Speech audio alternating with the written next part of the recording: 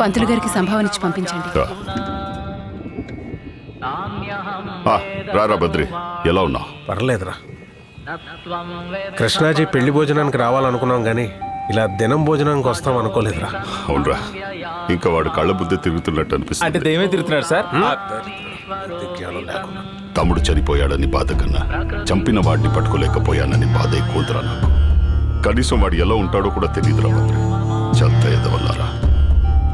తమ్ముడు సంవత్సరాన్ని గుర్తుంచుకొని వచ్చావు. రా భోజనం చేద్దాం. రే, మేమందరం నీ దగ్గరికి రావడానికి ఓ ముఖ్యమైన కారణం ఉందిరా. రజ్జో కొడుకు అమెరికా నుంచి వచ్చాడా? అవునరా, అది రాలేక తన కొడుకును పంపించింది. ఫ్లైట్ మిస్ అయిపోతే సొంత ఫ్లైట్ వేసుకుని మరి వచ్చాడు సార్. ఓ నిర్మాణం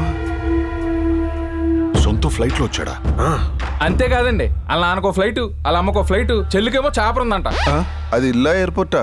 మెట్లు ఎక్కడం తప్ప ఫ్లైట్ ఎక్కడం తెలియదు. మాకు కూడా ఓ ఫ్లైట్ ఇస్తానండి.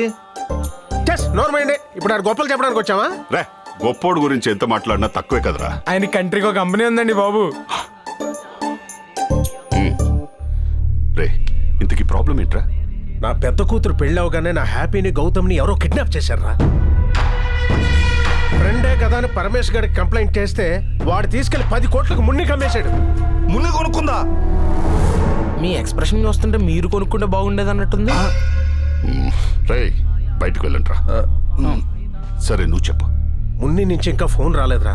రజ్జో వాళ్ళ ఆయన చాలా కంగారు పడుతున్నారు. అడిగితే ఎంత ఎవడని రెడీగా ఉన్నారు.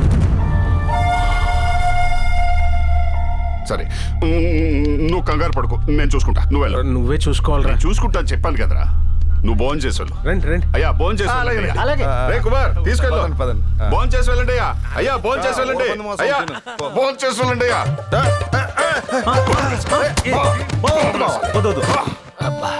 ఉమ్మేశారు కదా. ఏంటి పరమేష్, లాఠీలా నిటారుగా ఉండేవాడు తీగి తెగిన గిటార్లా తయారయ్యావు. ఎక్కువ వాడితే ఏదైనా దిగిపోద్ది. అయినా మీరేంటి ఇక్కడ? మా గౌతమ్ గురించి కంప్లైంట్ ఇవ్వడానికి వచ్చాం. ఏంటి ఇచ్చేది? ఆ దరిద్రుడి వల్లే మున్ని దగ్గర ఉన్న పెద్ద పెద్ద ఎద్దులు లాంటివి నన్ను నాగలు లేకుండా దున్నేసాయి. మీ వాడు లక్ష్మీ మెట్టలు అనుకున్నాను, పెట్టలు కొట్టేవాడని తర్వాత అర్థమైంది. లోపల లాల్జీ అడిగితే ఇదే చెప్తావా? ఆటోమేటిక్గా అంతేగా. అప్పుడు నాకు తెలిసింది కూడా నేను చెప్పాల్సి ఉంటుంది. దేని గురించి? ఈ దినానికి కారణమైన ఆ దినం గురించి. అరే, నువ్వు మా అన్నకు ఫ్రెండ్ అంటే నాకు ఫ్రెండ్ తాగరా. రే కృష్ణాజీ, నేను డ్యూటీలో ఉన్నప్పుడు డ్రింక్ చేయను. రే, కొట్రా అంటే కొట్టేసి చెప్తా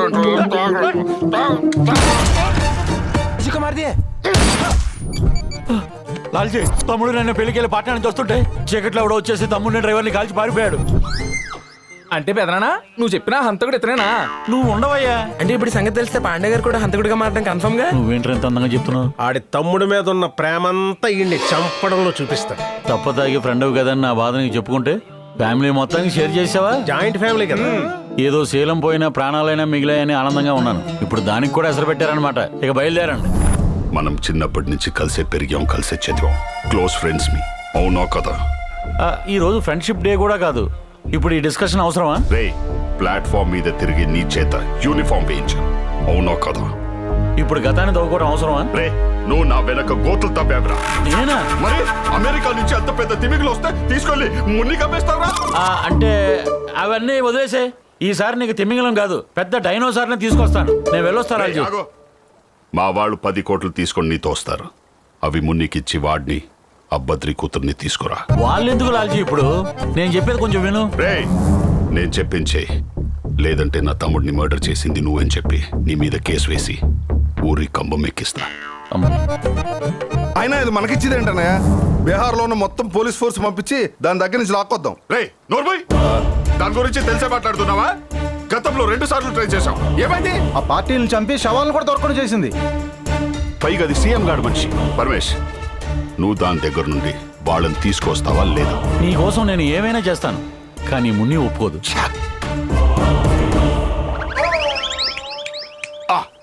నువ్వు ఒక పని చెయ్యి, వాడి దగ్గర చిల్లి గవా కూడా లేదని చెప్పు. వాడు ఇండియాకి ల్యాండ్ కాగానే వాళ్ళ నాన్న దివాలా తీసేశాడని చెప్పు. నేను కూడా ఇదే చెప్పాలనుకుంటున్నాను. చూసావా, ఇద్దరం ఒకేలాగా ఆలోచించాం. ఫ్రెండ్స్ కదరా. నీ దగ్గర ఈ కళ్ళ కూడా ఉన్నాయి. మున్నికి ఫోన్ చేయి. నేను చెప్తే నమ్మదేమో లాల్జీ. మున్నికి ఫోన్ చేయరా. ఏంటి పాండే, చెప్పు. నీ దగ్గర ఉన్న ఎన్ఆర్ఐ పార్టీ నాకు చాలా కావాల్సినోడు. వాళ్ళమ్మ నాకు రాఖీ కట్టేది. ఇంకో విషయం, నువ్వు అనుకుంటున్నట్టు వాడి దగ్గర కోట్లు లేవు. వాళ్ళ నాన్న పాపం పాపరాయిపోయాడు. పరమేశ్తో నేను డబ్బులు పంపిస్తున్నా. వాడిని వదిలే పంపించు. ఒప్పేసుకుందిరా ఇది నా స్కీము. నీకు స్కీమ్ వేరే ఉందిలే. అందుకే నువ్వు సుయ్, నేను హోమ్ మినిస్టర్. నిజమే. మళ్ళీ తీసుకురా, పార్టీ చేసుకుందాం. ఇప్పుడు ఇలాగే అంటావు, రేపు సోడా కూడా పెట్టవు. మున్ని ఇవిగో 10 కోట్లు. సిస్టర్ సెంటిమెంట్ కోసం పాండే 10 కోట్లు ఇస్తున్నాడంటే నమ్మబుద్ధి కావట్లేదే. ఎలక్షన్ దగ్గరకు వస్తున్నాయిగా, పొలిటీషియన్స్ కి సెంటిమెంట్స్ ఆటోమేటిక్ గా పెరిగిపోతాయి. ఓ అమ్మో.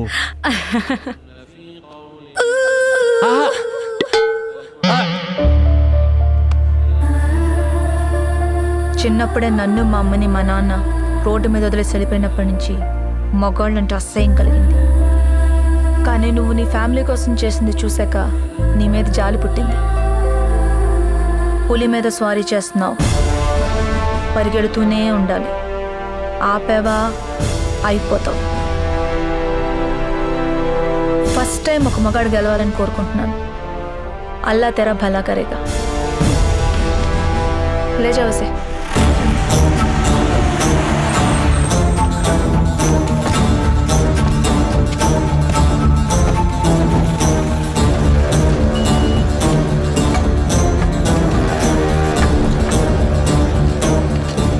మీ మామయ్య నన్ను తెలివిగా ఇరిగించాను అనుకుంటున్నాడేమో.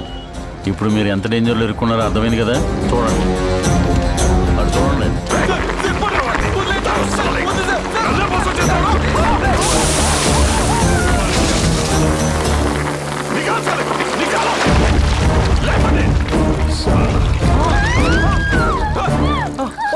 వచ్చేసారా?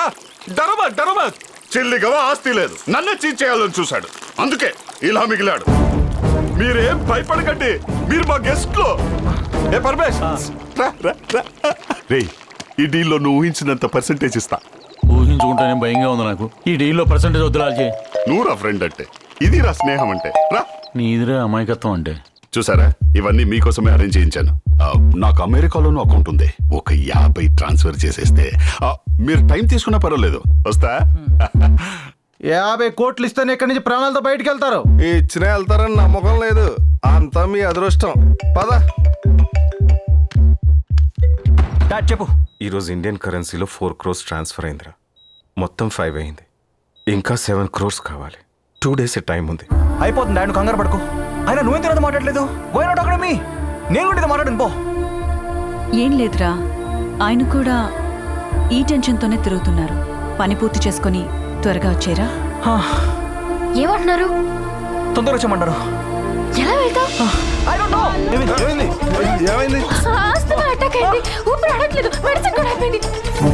ఏం వాగుతున్నారా? ఊపిరాట్లేదు, గిలగిలా కొట్టుకుంటున్నాడు. వాడిని అర్జెంట్ గా టౌన్ హాస్పిటల్ తీసుకెళ్ళండి. అంబులెన్స్ పంపిస్తున్నా, నేను వస్తున్నా.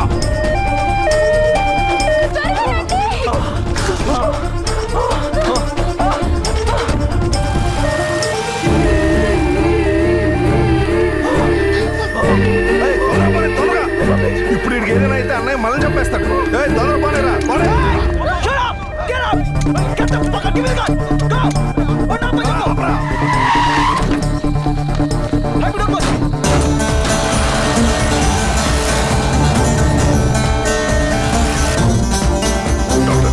కావాలంటే పట్ల నుంచి స్పెషలిస్ట్ పిలవండి. Yes sir.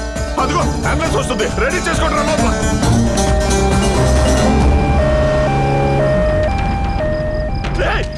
ఆగట్రా. అన్న అది ఆస్మా కాదు, డ్రామా. వెళ్ళిపోయాడు. హలో సార్, అర్జెంట్ గా నీ ఆఫీస్కి రా. Yes sir.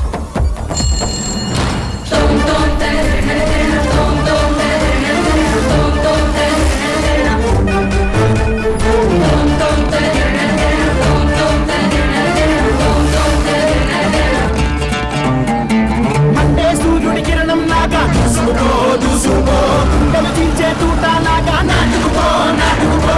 అంటే సూర్యుడి కిరణం లాగా దూసుకో దూసుకో, కనిపించే తూట లాగా నాటుకుపో నాటుకుపో. ఎత్తు ఎరుగని ఆయుధమై, ఎవరెన్నడు చూడని సాహసమై, తనపై సరిహద్దులనే నువ్వు దాటుకుపో దాటుకుపో. అంటే సూర్యుడి కిరణం లాగా దూసుకో దూసుకో, కనిపించే తూట లాగా. నువ్వేంటే నిద్రమోహం దానికి రెడీ అవ్వలేదా? మనం ఇక్కడ ఉంటే ఇక్కడే పోతాం. ఈడవుడీడు వేగప్ అయ్యే టైంలో వేగప్ కాల్ ఇచ్చాడు. హలో పారిపోయాడా?